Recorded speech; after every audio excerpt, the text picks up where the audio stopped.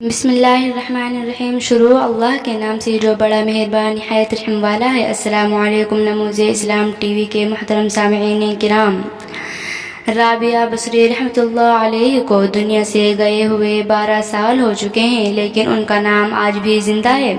رابعہ بصری رحمۃ اللہ علیہ نہ کوئی شہزادی تھی، نہ کوئی ملکہ تھی، نہ کوئی وہ خوبصورت تھی، نہ کوئی خاندانی تھی، بلکہ عورت ہونے کے لحاظ سے ہر عیب اس میں تھا۔ ان کی عادت یہ تھی، وہ روزانہ عشاء کی نماز کے بعد غسل کر کے کپڑے بدل کے اپنے خاوند سے پوچھتی، آپ کو میری ضرورت ہے؟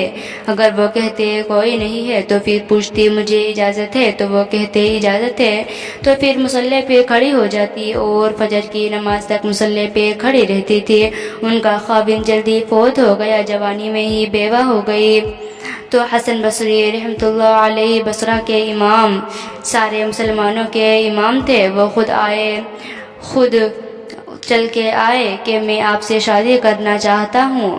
کوئی شادی کا شوق نہیں تھا ان کو، وہ تو اولاد کے قابل نہیں، شکل صرف ان کی نیکی اور ان کا جو اللہ سے تعلق تھا۔ ان کو یہ لالچ ہوا کہ یہ میری بیوی ہو جائے تو ان کی توفیل شاید میری بخشش ہو جائے۔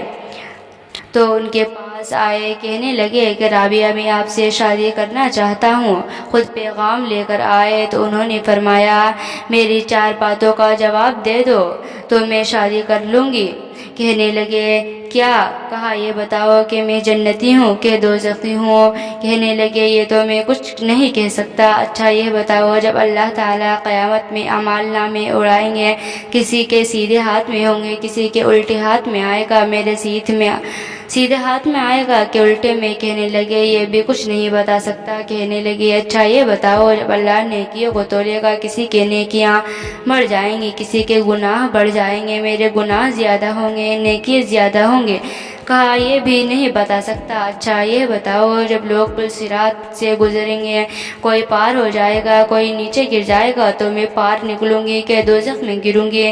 کہنے لگی یہ بھی میں نہیں بتا سکتا۔ تو پھر فرمایا اچھا جاؤ، مجھے تیاری کرنے دو، مجھے ان 4 باتوں کی تیاری کرنی ہے، میرے پاس شادی کے لیے وقت کوئی نہیں ہے۔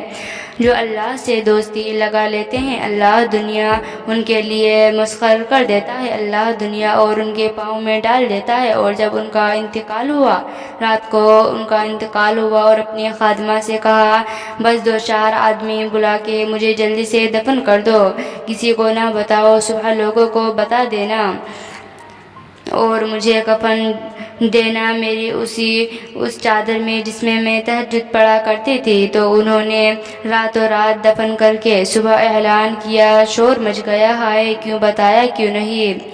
تو اگلی رات ان کی خادمہ نے ان کو خواب میں دیکھا، سبز لباس پہنا ہوا، حسن و جمال، سورج چہرے پہ چمک رہا تھا۔ پوچھا آپ کے ساتھ کیا ہوا؟ کہا میرے اللہ نے میرے ساتھ بہت عمدہ معاملہ کیا۔ کہا آپ کی وہ چادر کہاں ہے جس میں آپ کو کفن دیا تھا؟ کہا وہ اللہ تعالیٰ نے اتار لی ہے اور مجھے جنت کا جوڑا پہنایا ہے، اور اس چادر کو اللہ نے سنبھال کے رکھا ہے۔ جب قیامت کے دن میری نیکیوں کو اللہ تولے گا تو اس چادر کو بھی اس میں تول لے گا۔ انہوں نے پوچھا منکر نکیر کا کیا ہوا؟ کہا وہ آئے تھے، انہوں نے مجھ سے کہا عربی تیرا رب کون ہے؟ تیرا رب کون ہے؟ تیرا رب کون ہے؟ تو میں نے کہا منکر نکیر کو، جس اللہ کو 40 سال نہیں بھلایا اس کو 4 ہاتھ زمین کے نیچے آ کر میں بھول جاؤں گی۔ جس رب کو 40 سال میں نہ بھلا سکی اس کو 4 ہاتھ زمین کے نیچے کیسے بھلا سکتی ہوں؟